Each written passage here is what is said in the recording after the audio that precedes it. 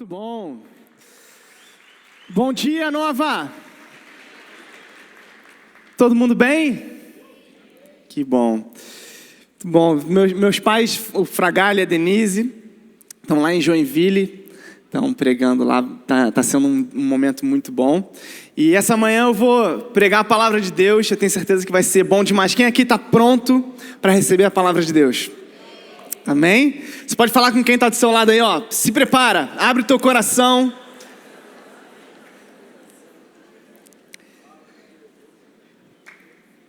E nessa manhã eu quero responder uma pergunta. Uma pergunta que talvez seja básica para alguns, seja novidade para outros. Mas eu tenho certeza que vai servir para a gente aprender um pouco mais da palavra de Deus e do porquê que a gente faz o que a gente faz. E a pergunta que eu quero responder essa manhã é: por que a gente se reúne como igreja? Por que a gente está aqui agora? O que você veio fazer aqui? O que eu vim fazer aqui nesse lugar? Pergunta para quem está do seu lado: por que a gente está aqui agora? Existe o risco, olha só, de eu estar chovendo no molhado, né? Porque, obviamente, se você está aqui, você está na igreja, né? Então, assim, eu posso estar chovendo no molhado. Mas também existe o risco de você ter vindo aqui porque talvez você estava hospedado na casa de alguém ontem à noite, você acordou hoje e a pessoa falou: ó, gente, domingo de manhã a gente vai para a igreja. Aí você botou uma roupa, veio aqui, sentou, está meio que sem saber o que está acontecendo. Ou talvez você, como alguns, né, tá aqui na igreja e já vem, mas pelos motivos errados. Meu pai, antes de se converter, ele vinha à igreja. Vinha à igreja. Para quê? Para poder namorar com a minha mãe. Ele estava aqui sentado, assistindo, ouvindo, mas ele estava no motivo errado. Também tem um outro caso, que talvez você tenha vindo à igreja, e você vem à igreja há tanto tempo, mas há tanto tempo, que você já faz isso de forma mecânica. E você perdeu o foco, você já está sem propósito do porquê que você faz o que você faz. Eu já vivi isso diversas vezes. Nasci na igreja, basicamente. Eu só não fui concebido na igreja por questões logísticas, né, da situação. Mas assim, nasci na igreja e cresci na igreja.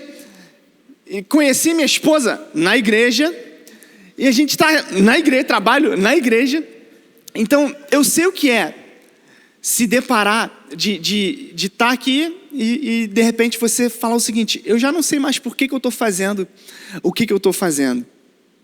Então, se esse é o seu caso, né, não sei se você não sabe nem o porquê está aqui, ou se você está aqui, mas pelo motivo errado, ou se você vem à igreja e já esqueceu do motivo certo do que você está aqui. Eu quero que você saia daqui encorajado, sabendo o real motivo do porquê a gente se reúne como igreja. E não só sabendo, como quem sabe na teoria, mas sabe aquele cara que está com sede?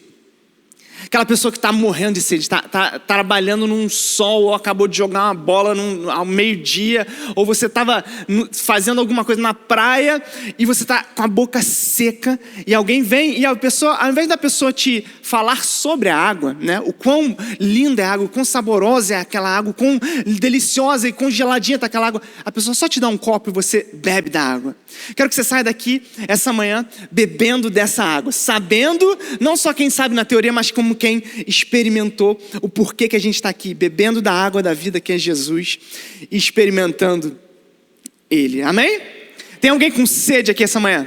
Alguém está sedento pela palavra de Deus? É isso aí. Então, o primeiro motivo que eu quero dar para vocês, e a primeira razão, e a principal razão pelo qual a gente se reúne como igreja, é para adorar a Deus. Repete comigo: para adorar a Deus. Em Mateus 21, 7, relata uma história, um episódio de Jesus entrando em Jerusalém. E a Bíblia chama, né, os editores da Bíblia colocam lá em cima como essa história sendo a história da entrada triunfal, porque foi majestoso. Jesus, ele entra em Jerusalém e as pessoas estão adorando. e louvando, as pessoas estão tão alegres e felizes e estão com o coração tão aberto por Jesus estar ali, que elas não querem que Jesus ande na lama, então eles colocam as próprias roupas e folhas de árvore para Jesus passar por cima, e aquela coisa maravilhosa acontecendo. Só que tem um detalhe: Jesus ele não está entrando a pé. Jesus, antes dele entrar, ele pega e monta em cima de um jumentinho.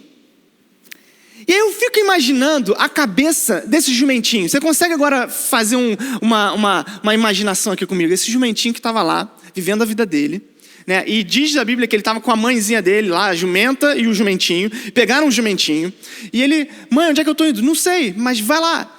E ele de repente se depara com um monte de gente louvando e adorando. Ele fala: opa, esse negócio de tomar chicotada no lombo não é pra mim não, isso aqui que é pra mim.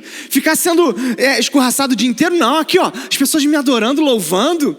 Esse negócio de pisar na lama, isso não é pra mim. Eu fui feito pra isso, pra andar em cima da seda. Olha que coisa maravilhosa. E o jumentinho achando que tudo o que estava acontecendo era pra ele. Mal sabia ele que ele estava carregando Jesus, e que tudo aquilo que estava acontecendo não era para ele, era para quem estava nele. E da mesma forma, deixa eu te dizer, eu sou esse jumentinho aqui. Eu estou aqui só para que você adore e louve a Jesus. O líder de louvor, as pessoas que estavam aqui em cima, são outros. Desculpa galera aí, vocês são todos jumentinhos que estão carregando a presença de Jesus, e a gente adora não ao homem, não às pessoas, mas a Deus, a Jesus. E deixa eu te dar uma outra notícia. Você, querido, que riu também do líder de louvor, você é um jumentinho que carrega a presença de Jesus em você. E a gente está aqui não para nós mesmos. A gente não vem à igreja para nós. A gente vem em primeiro lugar para quê? Adorar a Deus. Nós somos carregadores de Cristo. Nós somos carregadores de Cristo. E quando a gente se reúne em igreja, a adoração é para Ele, a glória é dele, a honra é dele, todo louvor, toda glória, toda adoração é para Jesus ser exaltado. Em Apocalipse 4:9 tem uma imagem linda, uma imagem do céu. João tem uma revelação do céu e ele vê imagens maravilhosas, e uma das imagens que ele vê no céu são de anciãos, são de seres espirituais que têm coroas lindas, e eles pegam essas coroas que eles têm, eles depositam diante do trono de Deus, e eles adoram a Deus, como quem diz: toda honra e toda glória não vem para mim, e o que eu tenho de precioso eu coloco aos pés de Cristo, diante do trono de Deus. E é esse o motivo pelo qual a gente vem à igreja. E adorar, o que é adorar? Adorar é você colocar a sua atenção e se tornar semelhante. Toda vez que você coloca a sua atenção e se torna semelhante ao que você está adorando, você está adorando. Então, se você está o dia inteiro assim, ó, assistindo lá novela, Big Brother, notícia, adivinha no que você vai se tornar? Igual ao que você adora. E a pergunta, todo mundo adora alguma coisa. A pergunta não é se você adora. A pergunta é ao que ou a quem você adora. Ah, mas eu não sou religioso, eu não tenho religião, na verdade eu sou ateu. Pois é, mas até você, ateu, adora alguma coisa. Você não precisa ser religioso. Por quê? Porque adorar é você prestar atenção em algo e se tornar semelhante. Você pode adorar a coisas externas, você pode adorar a dinheiro, você pode adorar a uma outra pessoa, você pode adorar a si mesmo, você pode adorar diversas coisas. Então a pergunta não é se você adora, é ao que ou a quem você adora. E é por isso que é essencial para que todo cristão venha e participe dessa congregação chamada igreja, porque é aqui que a gente é relembrado, onde a gente se ajusta, onde a gente se orienta, onde a gente coloca juntos o nosso foco na mesma coisa. É onde a gente aqui calibra a nossa adoração, porque ao longo do dia a dia, eu e você também, a gente tira o foco, a gente perde o foco, a gente acaba olhando para a situação, né? Aquela história de Pedro andando sobre as águas. Jesus está andando sobre as águas, Pedro vai e anda sobre as águas, e enquanto ele está com os olhos em Jesus, ele está andando sobre as águas. Quando ele tira os olhos de Jesus, ele começa a afundar. E da mesma forma, eu e você, a gente precisa recolocar os nossos olhos no objeto da nossa adoração. Eu digo objeto, né? O foco, aquilo que é o mais importante. A adoração e a glória é dele. E a gente vem para a igreja para adorar a Deus. Eu tenho 3 filhos. Um de 5, uma de 3 e um de 10 meses. E eu sempre pergunto no caminho de volta para casa depois da igreja, está no carro, eu sempre pergunto para os 2 mais velhos, estão no banco de trás, eu olho no retrovisor, e a primeira pergunta que eu faço é: e aí, galera? O que vocês aprenderam hoje sobre Jesus? E a resposta deles é sempre a mesma coisa: nada! Não aprendemos nada. O que é isso, gente? O que está acontecendo lá atrás na geração nova? E aí é todo um trabalho para desvendar e descobrir o que aconteceu durante esse tempo que a gente estava aqui lá atrás. E eventualmente eles vão falando, vai relembrando, teve a história, enfim. Sempre, né, o seu filho, não sei se o seu filho sai com um papelzinho sempre com uma historinha que eles pintam, isso ajuda a relembrar o que foi falado, enfim. E às vezes eu me pego e eu falo o seguinte: graças a Deus, eles não devolvem a pergunta para mim. Porque talvez, se eles me perguntassem: e você, papai? O que você fez hoje lá na igreja? Eu estaria, às vezes, em maus lençóis. Porque quantas vezes a gente não perde o foco, não é verdade? A gente vem para a igreja, a gente se preocupa mais com a roupa que a gente vai se vestir, a gente prepara a roupa, e a gente, agora que está com a roupa preparada, a gente se preocupa com a condução que a gente vai pegar, e aí depois que a gente pega a condução, a gente se preocupa com a pessoa chata que a gente vai ter que encontrar, e aí depois que a gente se preocupa com a pessoa chata, a gente pensa no que a gente vai fazer depois da igreja, porque tem que preparar o almoço, tem que ver alguma coisa, e você se preocupa e está focado em diversas coisas. E na igreja, o objetivo aqui é a gente deixar tudo de lado e focar em Deus, para que a gente possa não só focar nele, mas que o nosso foco seja um foco de adoração. Um foco de onde a gente se coloca de coração aberto para nos tornarmos semelhantes a Deus. E se você já se encontrou nessa situação onde você não sabe muito bem o que aconteceu, você saiu da igreja e fala: cara, eu acho que eu perdi Jesus, eu acho que, né, a última coisa que eu sei é o que aconteceu aqui, aonde está Jesus? Não se preocupa, você está em boa companhia, porque os próprios pais de Jesus, José e Maria, perderam o Criador e Salvador do universo, Jesus. A Bíblia relata que eles estavam indo ao templo justamente para adorar a Deus. Olha só que ironia, né? Foram eles para adorar a Deus e perderam o foco do principal, Jesus.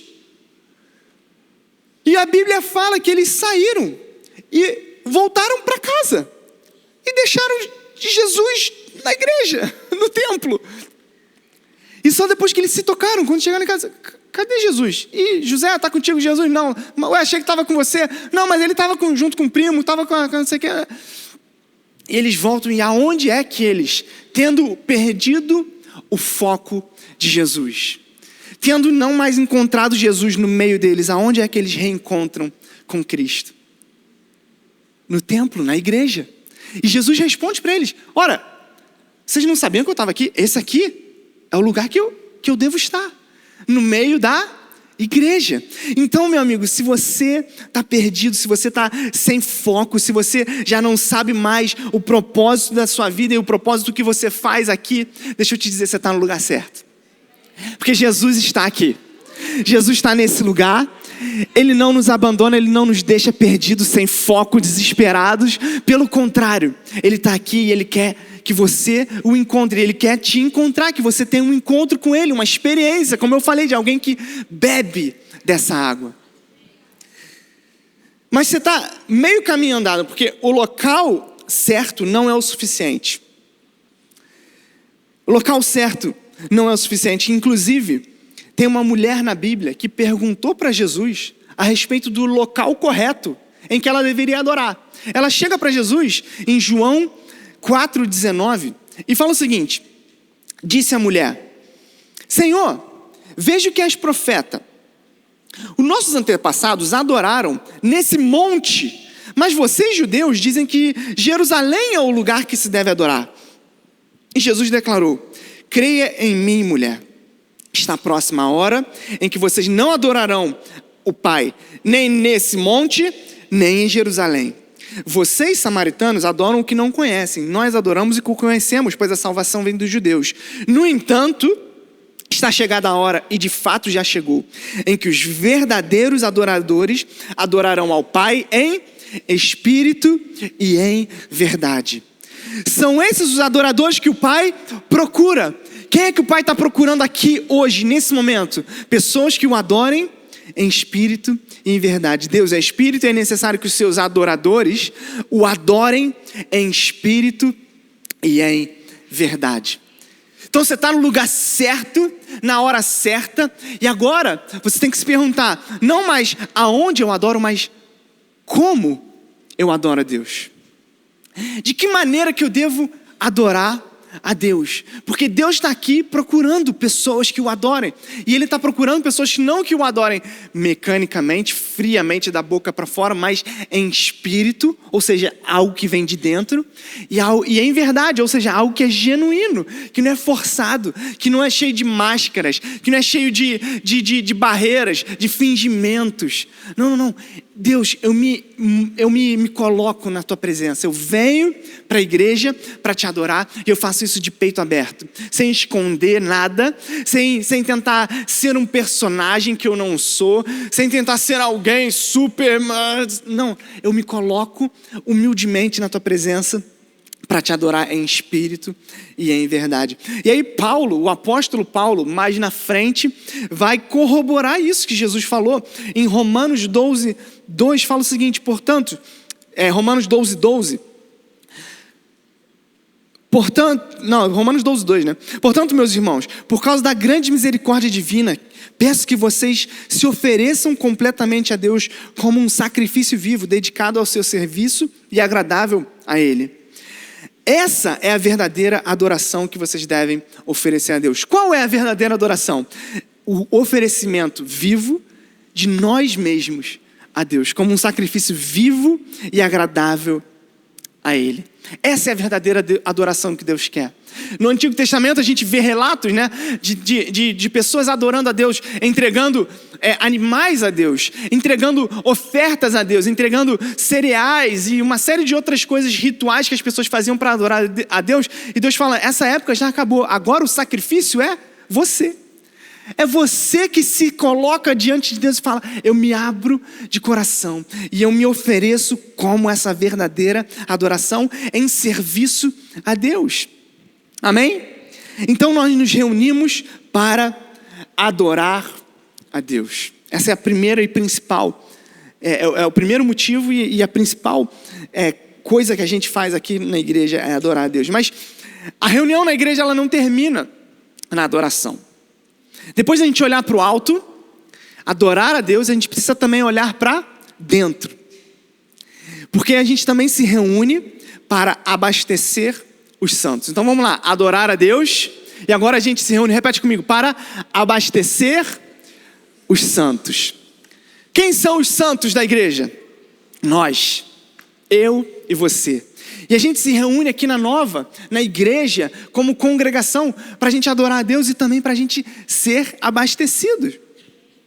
Efésios 5:18-20 fala o seguinte: não se embriaguem com vinho que leva à libertinagem, mas deixem-se encher pelo Espírito, ou seja, abasteçam-se do Espírito, falando entre si com salmos, hinos, cânticos espirituais, cantando e louvando de coração ao Senhor, dando graças constantemente a Deus Pai por todas as coisas em nome do nosso Senhor Jesus Cristo.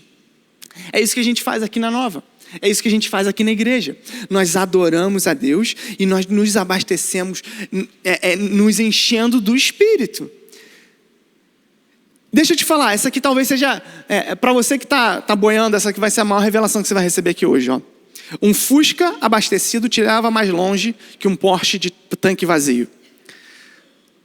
Um Fusca abastecido vai te levar mais longe que um Porsche de tanque vazio. Então, o que eu quero dizer com isso? Nós só somos úteis nas mãos de Deus se estivermos abastecidos. Se estivermos cheios. Cheios de quê? Cheios de ego? Não. A gente precisa se esvaziar do nosso ego. Cheio de mágoa?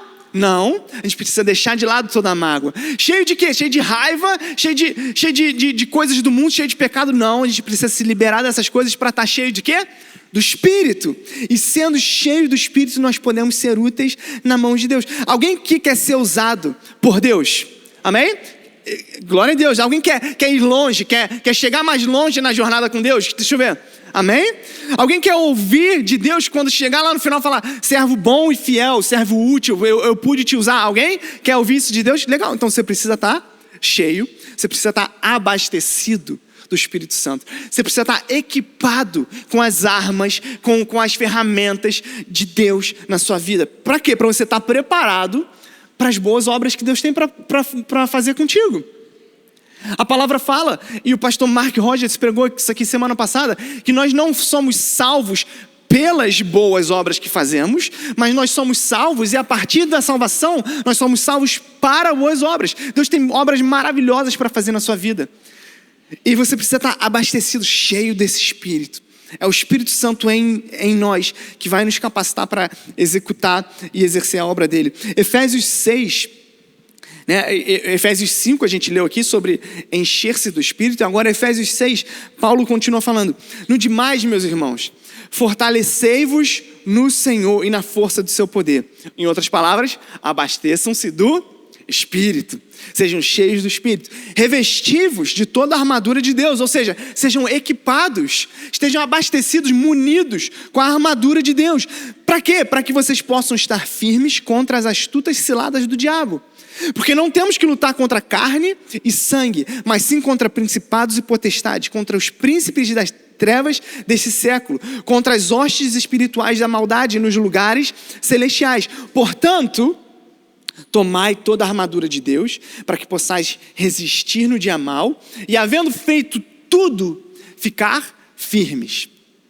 A gente se abastece para que a gente saia daqui e permaneça firme, não caia e não seja iludido e caia nas ciladas do diabo. A gente precisa estar firme, é por isso que é essencial nós fazermos parte dessa igreja aí, por isso que é essencial a gente entender o porquê que a gente vem aqui. Para que você não pare no posto de gasolina e saia sem antes estar abastecido. Você precisa aqui, agora, nesse momento, se abastecer da palavra de Deus, ser cheios do Espírito de Deus, provar e beber dessa água maravilhosa, comer desse pão que é o pão da vida, que é Jesus. Por quê? Porque é isso que vai te fortalecer para você se manter firme. Se manter firme diante desse mundo. E aí, a gente se abastece para sermos úteis nas mãos de Deus, para que Deus possa nos usar. Mas também a gente se enche do Espírito para que nós possamos nos tornar mais parecidos com Cristo. Sabe, não é só uma questão de ser usado e ser uma ferramenta e ser um objeto descartável. Não é isso que Deus quer. Deus quer te usar sim, mas por quê? Porque você se torna cada vez mais parecido com Cristo. O objetivo da nossa caminhada cristã, o objetivo da vida de todo ser humano, inclusive, é se tornar parecido com o nosso Pai, o nosso Criador. E você tendo encontrado isso, esse objetivo, Deus tendo te encontrado e você encontrado esse propósito, aqui é o lugar para você se tornar mais parecido com Cristo. Sabe que é muito bom que metade, digamos, metade da igreja são de pessoas que não se parecem com Jesus, que não conhecem a Jesus. Isso é ótimo, mas por um tempo. Porque espera-se, a expectativa é de que em congregar, em estar unido no corpo de Cristo, você se torne mais parecido com Cristo. É igual se eu te dissesse o seguinte: eu montei uma escola e metade dos meus alunos são analfabetos. Isso é bom ou ruim? Depende de quando eu comecei a escola, não é verdade? Se eu comecei a escola semana passada, maravilhoso, pô, legal, metade dos alunos são analfabetos. Agora, se eu digo para você, eu comecei uma escola há 50 anos atrás e metade dos alunos ainda são analfabetos, o que você acha da minha escola? Não serve para nada. Então a mesma coisa é a igreja. Nós precisamos estar numa caminhada de parecer mais, cada vez mais com Cristo. De se aproximar de Jesus, de se encher, nos abastecermos do Espírito, para que a gente possa se tornar cada vez mais parecidos com Cristo. 2 Coríntios 3, 18 fala o seguinte: mas todos nós, presta atenção, todos nós, com o rosto descoberto, refletindo como um espelho a glória do Senhor, somos transformados de glória em glória, na mesma imagem, como pelo Espírito do Senhor. Nós somos transformados de glória em glória na imagem de Jesus Cristo. Amém? É para isso que a gente está aqui, para nos tornarmos mais semelhantes a Jesus. E eu não quero... pelo contrário, a ideia não é te jogar condenação ou culpa, a ideia é fazer você despertar para entender o seguinte: esse é quem eu sou. Eu sou filho de Deus. Eu sou um filho amado, eu sou um filho querido. Deus me chama para perto. Eu estou aqui sentado na presença dos meus irmãos, na casa do meu pai. E eu não é que eu preciso me tornar, é que eu posso me tornar parecido com Deus. Essa é a melhor notícia, essa é as boas novas, as boas notícias do Evangelho são essas. Olha, você pode agora viver uma vida que você não poderia antes, que é uma vida com Deus, uma vida parecida com a de Cristo, uma vida igual a de Cristo, com Cristo morando e habitando pelo seu Espírito dentro de nós. Isso é maravilhoso, isso é fantástico, é a melhor notícia que você poderia receber. É essa, de que eu posso agora andar nos caminhos de Cristo. É como alguém que... O Evangelho é exatamente como alguém que está acamado no hospital e recebe a seguinte notícia: a gente vai precisar amputar suas pernas. E a pessoa se desespera e fala: cara, como é que eu vou andar a partir daqui para frente? Como é que eu vou fazer para me locomover? E um tempo depois chega alguém e fala: olha só, descobrimos uma nova tecnologia, uma cirurgia inovadora, nós não vamos mais precisar amputar suas pernas. Pelo contrário, nós temos agora a capacidade de te restaurar para que você possa voltar a andar plenamente. Isso são boas notícias, gente? Alguém gostaria, se estivesse nessa situação, de receber essa notícia: você vai poder voltar a andar novamente? Esse é o Evangelho. Não é algo que você pergunta, você não chega para Deus e fala: Deus, mas eu tenho que mesmo passar por essa cirurgia? Não dá não para... Né? Não, você fala: glória a Deus, que Deus me deu a capacidade de poder me tornar parecido com Ele, e agora eu posso andar, caminhar, viver minha vida segundo o caminho, segundo o propósito de Cristo. Amém? Você recebeu essa notícia, você devia estar se alegrando e celebrando: glória a Deus, eu não preciso morrer nos meus pecados, no meu antigo eu, na minha velha natureza, mas Cristo me salvou e me deu a maior notícia que eu poderia receber, que agora eu posso viver de acordo com Cristo, eu posso me encher do Espírito Santo, ser transformado para caminhar a vida que Deus tem para mim. Amém? Então nós nos reunimos para adorar a Deus. Segundo ponto é para abastecer os santos. Em terceiro lugar, se a gente parar por aqui, a gente corre o risco de sermos aquele famoso consumidor espiritual. É aquela pessoa que vem e só toma para si. Nós não queremos isso. O objetivo da igreja, nós nos reunimos como igreja para adorar a Deus, para sermos abastecidos, mas também para alcançar o mundo. Alcançar as pessoas, alcançar o mundo. Em Mateus 28:19, a grande comissão de Jesus para mim e para você. Portanto, ide, ensinai todas as nações, batizando-as em nome do Pai, do Filho e do Espírito Santo, ensinando-as a guardar todas as coisas que eu vos tenho mandado. E eis que estou convosco todos os dias até a consumação dos séculos. Amém. Isso aqui é Jesus falando para mim e para você, ó. Vai, adore a Deus, se abasteça com o Espírito Santo, mas alcance o mundo. Alcance as pessoas ao seu redor. E inclusive, isso está na nossa missão como nova igreja. Nós estamos aqui para revelar o amor de Jesus ao mundo. Revelar o amor de Jesus ao mundo. Esse é o propósito de nós nos reunirmos como igreja. De nós estarmos aqui hoje, aqui e agora, para a gente revelar Jesus, alcançar o mundo. Você sabe que eventos que a gente faz, ação social que a gente promove, reunião de mulheres, reunião de homens, reunião de casais, reunião de jovens, reunião disso, reunião daquilo. Tudo isso são reunião de empreendedores, né? Tudo isso são ferramentas e oportunidades da gente trazer alguém e permitir que essa pessoa seja alcançada para Deus. É claro que a gente, na reunião de empreendedores, vai te dar ferramentas para você ser um bom empreendedor. Mas isso é como se fosse só o aperitivo. O verdadeiro jantar está em conhecer a Cristo. E a mesma coisa em todas as reuniões que a gente faz. Os eventos sociais, ação social. Quando a gente ajuda as pessoas que estão precisando, é claro que no final a gente quer que a pessoa saia ajudada. Se ela está com fome, ela vai sair de barriga cheia. Se ela está precisando de assistência oftalmológica, ela vai sair com o problema resolvido. Se ela está precisando de ajuda jurídica, ela vai sair. A gente está oferecendo isso, ela vai sair com a ajuda jurídica que ela precisa. É claro, mas isso tudo é apenas para que ela possa ter a oportunidade de ser alcançada pelo Evangelho, alcançada por Cristo. Tem um evangelista chamado J. John, ele conta uma história muito, muito interessante de um trabalhador que está no final do dia, no final do expediente, saindo da fábrica.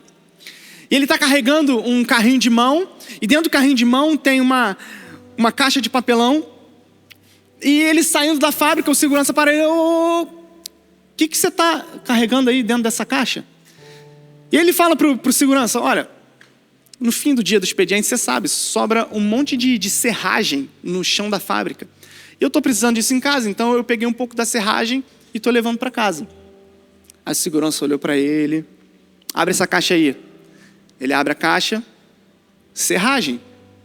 A segurança: tá bom, vai lá. No dia seguinte, mesma coisa, carrinho de mão, tá saindo da fábrica no final do dia. Ei, de novo você, o que é isso aí? Não, serragem, tô levando para casa. Abre aí, deixa eu ver. Ele abre, tá lá, serragem, não serve para nada. Beleza. Terceiro dia, quarto dia, quinto dia, a mesma coisa. No quinto dia ele fala o seguinte: meu irmão, peraí. Tem alguma coisa dentro de mim que me diz que você está roubando a fábrica. Mas eu não sei dizer o que é. Então, olha só, vamos fazer um combinado. Se você me disser o que você está fazendo, eu prometo, eu não vou falar para ninguém. O que você está roubando? Aí o homem fala: eu estou roubando carrinho de mão.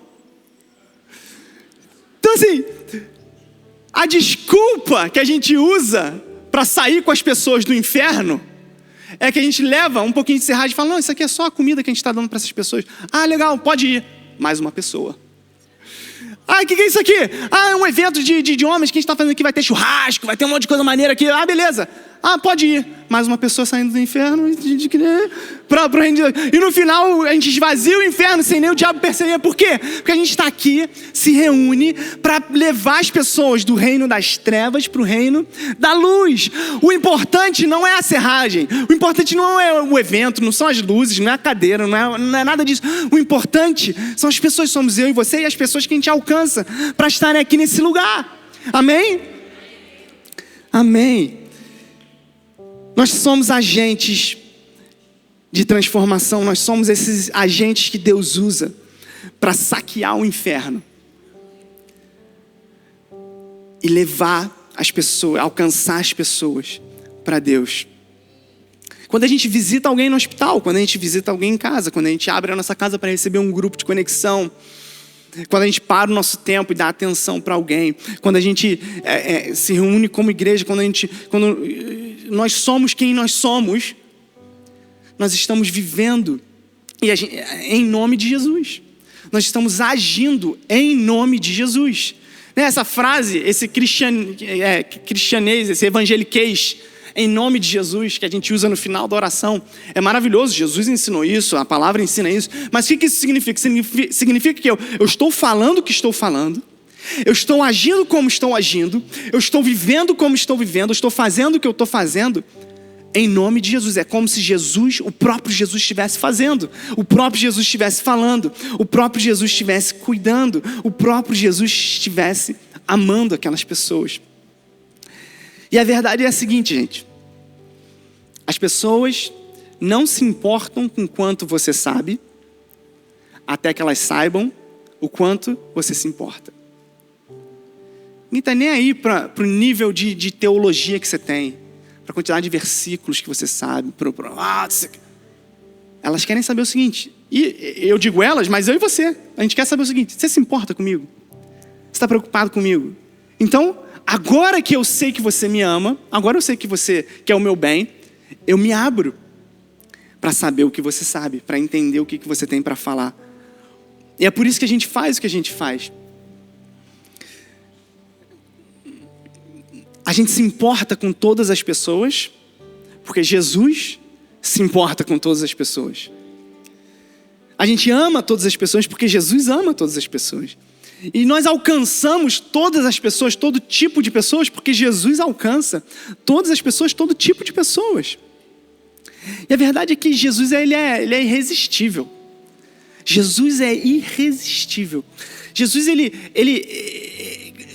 todas as pessoas que se encontram com Ele e têm um coração aberto e se colocam nessa postura de, tá bom, eu estou aqui e eu estou de frente a Jesus para receber, todas as pessoas foram abençoadas e tiveram a vida transformada. E Jesus, Ele quer alcançar as pessoas, Ele quer te alcançar, Ele quer me alcançar, Ele quer alcançar todos. E Ele se coloca como a resposta de tudo que nós somos. Jesus é a resposta de tudo que eu e você precisamos. E de tudo que o mundo precisa. De tudo que o mundo precisa. As pessoas aí fora, a resposta para tudo que as pessoas precisam está em Cristo. Está em Jesus. Você quer ver o seguinte? Jesus, Ele é o pão da vida, para que os padeiros possam entender. Ele é o Criador, para que os artistas possam entender. Jesus é a água da vida, para que os encanadores possam entender. Jesus é a luz do mundo, para que os eletricistas possam entender. Jesus é o primogênito, para que os pediatras possam entender. Ele é a pedra angular, para que os arquitetos possam entender. Jesus é o fundamento, para que os construtores possam entender. Jesus é a estrela da manhã, para que os astrônomos possam entender. Jesus é o tesouro escondido, para que os banqueiros possam entender. Jesus é a vida, para que os biólogos possam entender. Ele é a porta, para que os carpinteiros possam entender. Jesus é o grande médico, para que os médicos e enfermeiros possam entender. Jesus é o bom mestre, para que os educadores possam entender. Jesus é o lírio do vale, para que os floristas possam entender. Ele é a rosa de Saron, para que os jardineiros o possam entender. Jesus é a rocha eterna, para que os geólogos o possam entender. Jesus é a videira verdadeira, para que os viticultores possam entender. Jesus é o noivo, para que os cerimonialistas o possam entender. Jesus é justo, para que os juízes o possam entender. Jesus é advogado, para que os advogados possam entender. E Jesus é o juiz, para que os criminosos o possam entender. Jesus é a pérola de grande valor, para que os joalheiros o possam entender. Jesus é a sabedoria, para que os filósofos o possam entender. Jesus é maravilhoso conselheiro, para que os psicoterapeutas o possam entender. Jesus é a palavra para que os lexicógrafos possam entender. Jesus é o bom pastor para que os fazendeiros o possam entender. Jesus é o capitão para que os militares o possam entender. Ele é o alfa e o ômega para que os cientistas o possam entender. Jesus é o vento para que os meteorologistas o possam entender. Ele é o caminho para que os cartógrafos o possam entender. Posso continuar? Jesus é o libertador para que os agentes penitenciários o possam entender. Jesus é um mediador para que as Nações Unidas o possam entender. Ele é o leão de Judá para que os zoólogos o possam entender. Ele é o cordeiro para que os veterinários o possam entender. Jesus é a ressurreição para que os coveiros o possam entender. Ele é o cavaleiro do cavalo branco para que os jóqueis o possam entender. Ele é o presente indescritível para que todo comprador o possa entender. Jesus é o refúgio para que os refugiados o possam entender. Ele é o abrigo para que os sem teto o possam entender. Ele é o pai para que os órfãos o possam entender. Ele é o rei dos reis para que a realeza o possa entender. E ele é a verdade para que os políticos o possam entender. Amém? Jesus é tudo que você precisa. Ele é tudo. Ele quer se mostrar, se revelar a você. Ele quer te alcançar. E a gente está aqui essa manhã para que a gente alcance outras pessoas, alcance a todas as pessoas. Jesus é o único Deus entregue por todos, para que nele todos possam ter acesso a esse único Deus. Jesus é o único Deus entregue por todos, para que nele todos possam ter acesso a esse único Deus. João 3,16, se você sabe, fala comigo. Porque Deus amou o mundo de tal maneira que deu seu único Filho para que todo aquele que nele crê não pereça, mas tenha a vida eterna. Esse é o desejo de Deus para a sua vida, que você tenha a vida eterna, a vida em abundância, vida com Deus, uma vida de paz, de alegria, de prosperidade, de cura, de vitória, uma vida transformada, uma vida que não é mais uma vida que perece, mas uma vida eterna. E Jesus está aqui para te alcançar, quer que você seja quem você seja. Não importa que você esteja sentado na primeira fileira, na última fileira, lá no canto, lá atrás, você está lá em cima, você está conectado online, você está onde quer que você esteja. A gente está aqui para que Deus possa te alcançar. Para que Deus possa te alcançar.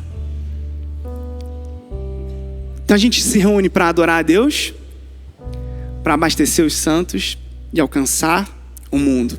Amém?